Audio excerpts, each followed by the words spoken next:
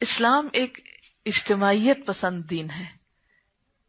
وہ شخص جو لوگوں کے اندر رہتا ہے، ان کی اذیتیں برداشت کرتا ہے، وہ اس سے بہتر ہے جو ان سے کٹ کے کسی گوشے میں جا بیٹھتا ہے. یاد رکھیے، اجر اور ثواب کے اعتبار سے کون سا مسلمان بہتر ہے؟ جو لوگوں کے بیچ میں رہے، ان کی بری بھلی سنتا بھی رہے، پھر بھی ان سے جڑا رہے. ہاں، یہ تو بہت آسان کام ہے نا کہ آپ دروازہ بند کر لیں، کنڈی لگائیں اور سب کو باہر بگائیں اور آرام سے لیٹ جائیں، سو جائیں، پڑھیں، عیاشی کریں، سکون سے بیٹھیں.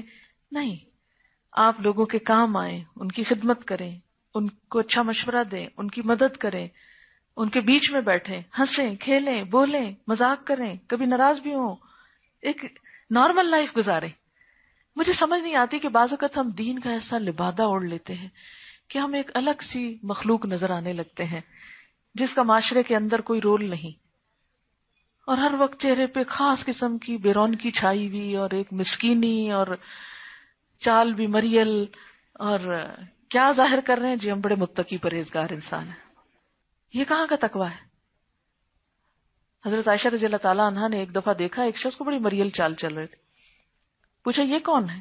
بتایا گیا کہ یہ قاری صاحب ہے، یعنی یہ قرآن شریف پڑھتے ہیں. غصے میں بولی عمر سید القراء تھے. حضرت عمر رضی اللہ تعالیٰ عنہ صرف قاری نہیں تھے، قاریوں کے سردار تھے، سید القراء تھے. لیکن چلتے تو قوت سے چلتے، پیٹتے تو قوت سے پیٹتے، یعنی جاندار انسان تھے.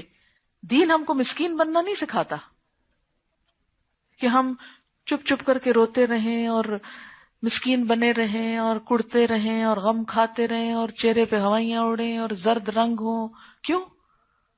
لائیولی انسان نظر آیا کرے، مجاہد نظر آیا کریں، جاندار انسان نظر آیا کرے. ٹھیک ہے، صحت کی خرابی اور بیماری اور تکلیف وہ سب کے ساتھ ہے، لیکن کوشش کیا کریں کہ اسلام کا ایک جیتا جاگتا نمونہ ہو، ہنستا بولتا. حضور صلی اللہ علیہ وسلم سے بڑھ کے مسکرانے والا کوئی نہیں تھا. آپ لوگوں کے بیچ میں رہتے تھے. لوگوں سے کٹ جانا اور بالکل گھر میں الگ تھلگ ہو جانا یہ دین نہیں ہے ہمارا.